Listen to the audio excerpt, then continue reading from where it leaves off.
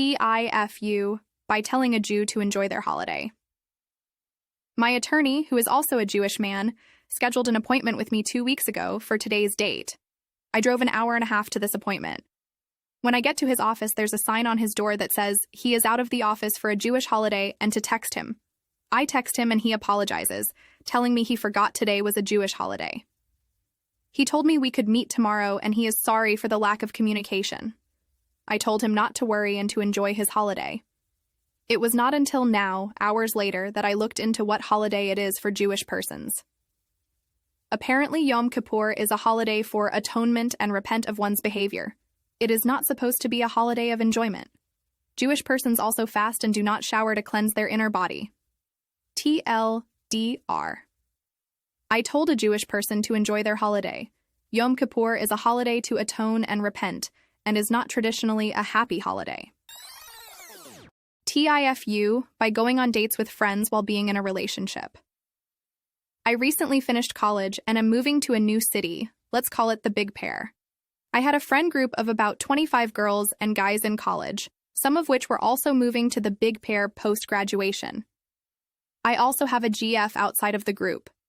We'll be in a long-distance relationship for the next few months. Out of the group, I was moving in second. While planning the move, I told my GF that I would be asking my friend Allie for help. For context, Allie used to date one of my closest friends. She was also roommates with my ex for most of college. Differences aside, all of us were friends in and out of the friend group. I asked Allie for help moving in.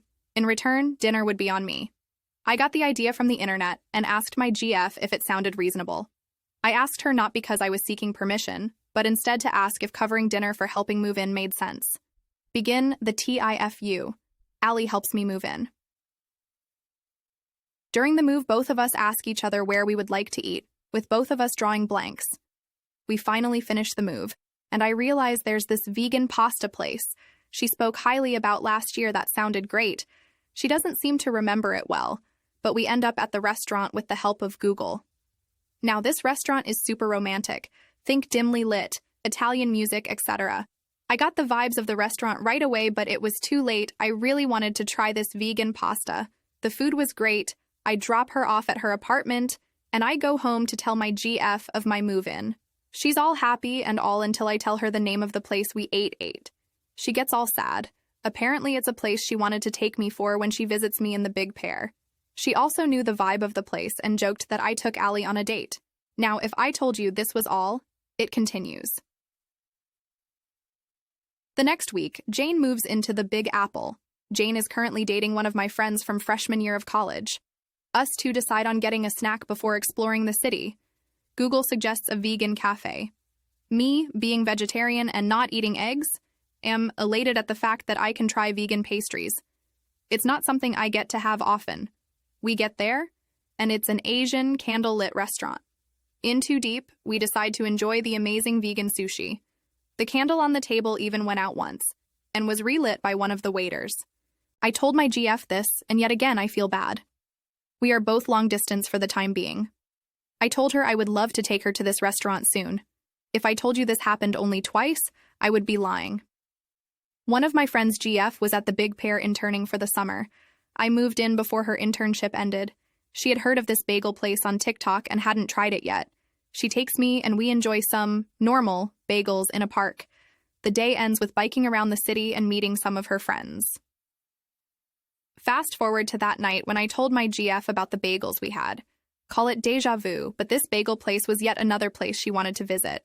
Apparently, TikTok had made that place super popular, even though the bagels were mid.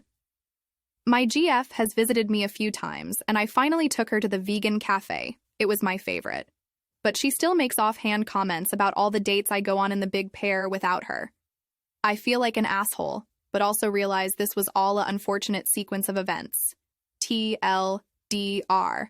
Accidentally went on numerous dates with friends after moving into a new city, because I could not guess the vibes of the restaurant. My long-distance girlfriend is upset. I've done things she wanted to do together for when she would visit me at it. Yes, guys. Big Pair is actually Big Apple. I guess I was just trying to be funny. I'll leave the comedy to the comedy shows. TIFU by not knowing how to react while my GF was crying. This actually happened a couple of years ago. I was at home with my GF, now ex. It was a very normal night. She was enjoying her Sunday night show downstairs in the living room while I was playing video games upstairs in our room then. I just stopped playing and I started thinking, I wonder what she is up to. She has been quiet. I decided to go check on her downstairs wearing no clothes, fully naked, just to annoy her and see her running to put the curtains down. It was not the first time. We found it funny. And there she was, crying on the couch like really bad. Then I go, oh my God, I am that ugly. I thought she was faking it as she was covering her face. Then she goes, no, stupid, my best friend just passed away. So yeah, there I was, fully naked in the living room while my GF was crying because she had just been told that her best friend had passed away. The worst 30 seconds of my life. I did not know what to do or what to say. I just said, oh my good, and ran upstairs to put some pants on and came back downstairs to act like an actual adult. She did not even say anything about it. It was like it did not happen. But I have never felt anything like that. It was like I was frozen for 30 seconds. Sorry if my grammar is not 100%. English is my second language. TLDR. I wanted to be funny and went downstairs to check on my GF fully naked and found her crying because she found out that her best friend had just passed away. TIFU posting my haircut to the X-Files subreddit 7 years ago. Roughly 7 years ago, I was a few weeks deep into a big X-Files binge when I decided to go get my hair cut. Because I had been watching the show so much, I thought it would be fun to ask the person at the haircut place to cut my hair like the main character of the show. Because why not? I usually don't know what to ask for anyways, as you probably can tell by me calling it the haircut place. So I showed them a picture and they did a pretty good job. I thought it looked nice. I then posted a photo of the haircut to the X-Files subreddit. It got a few replies, and I forgot about it soon after. Today, while listening to a technology podcast, I learned about a website that lets you upload a picture of your face and see matching photos that are publicly available online. I decided to try it out and uploaded a selfie to the website. It returned a few photos, nothing unexpected, including the X-Files haircut photo. However, the URLs where the haircut photo was hosted included things like now-banned cringe subreddits and eBaum's World, which confused me because it's such an innocuous photo. As it turns out, shortly after I posted it, my haircut photo was reposted to a bunch of places on the internet with the claim that I thought I looked like the celebrity who played the main character on the show. It was also featured in several listicle-style website posts about delusional people who think they look like celebrities. To be clear, I didn't think that. The same way I wouldn't think I looked like Dwayne "The Rock" Johnson if I was bald, or Kevin Hart if I was short. But I guess I should have clarified. So now, for the rest of my life, if anyone searches my face on one of these Find Pictures of You websites, they will find out that the internet thinks that I think that I look like David Duchovny. TLDR. Summary: found out I'm involuntarily in the I think I look like David Duchovny club. In this case, the truth is not out there. TIFU by reporting my car stolen when it wasn't stolen and got arrested and spent time in jail. Sadly, not today, but recently. I scheduled some surgery to take place a short while ago. Nothing serious, it was elective and one of those things that can come with age 50s. But I needed a general aesthetic, and so I made the arrangements. Never had a general aesthetic before, so I had no idea how it would work out. The weeks leading up to it, I'd gone to the hospital a couple times for tests, etc., and always drove myself. My partner drove me in for the actual surgery. All went great. Woke up the next day, a Thursday, and felt good and wanted to go home. But I had no real memory of the day before. A few hours later, I was discharged, went out and couldn't find my car, walked everywhere for it, nowhere. Went inside and asked about my car, and of course they had no idea because why would they? So I called the cops, reported it stolen. It was early evening, and I should go into the station the next day to file papers for insurance, etc. I get an Uber home, even though it was still early, as I was beat, and go to sleep. Wake up pretty late the next morning, feeling completely normal. Didn't really remember much from the previous day, except getting home really tired. It was a normal, lazy day with the family, weather decent. We decided to have a BBQ, but I wasn't supposed to drink, so it was juice and Coke for me. At some point, we needed more things from the store because this gathering wasn't planned. We didn't have enough drinks and snacks, so I said I'd go as I was sober. So I got in my car, and drove to the retail center, taking only cash. No phone, no ID. The store is like 4 minutes drive and it's rural. It's just how we roll in the suburban sticks. I go inside and am there for a good 10 to 15 minutes. I manage to buy everything and return to my car. I see 2 cop cars parked opposite and a little way off. 4 officers. They're looking my way? No, I must have imagined it. I got in, started my car, and headed to the car park exit. I took a right onto the main road and after half a mile turn right onto a smaller road, toward my place. That's when I noticed the cops behind me, catching up. The blue/red cop lights go on, and I think something happened up ahead and I slow down and pull a little to the right to let them pass. That is when I realize they are boxing me in. Bullhorn, turn off the engine.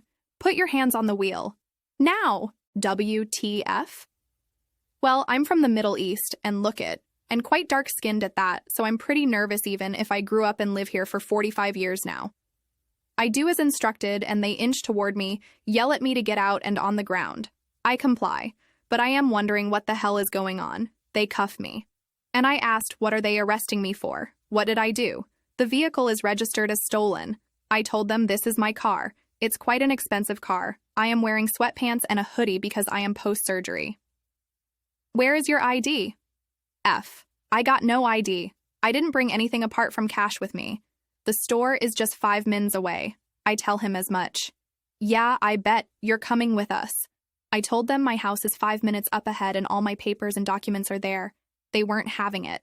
So they put me in the back of the cruiser. I explained who I am, asked them to call my partner. But in the end, they won't call anyone there and just said I can make as many phone calls as I want when they're done processing.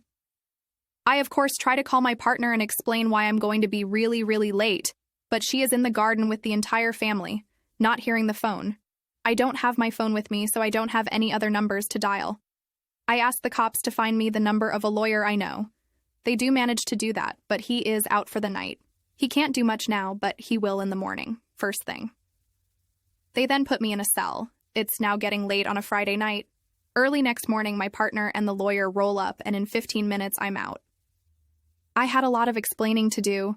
I just couldn't remember the things that happened on Thursday properly.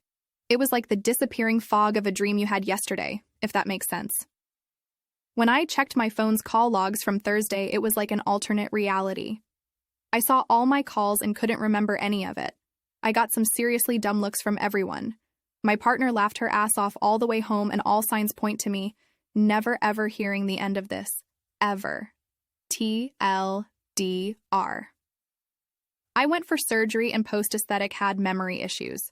Couldn't find my car, reported it stolen, forgot everything, even reporting it stolen, got pulled by cops and arrested the next day while driving the car, which was at home the whole time. Spent a night in jail.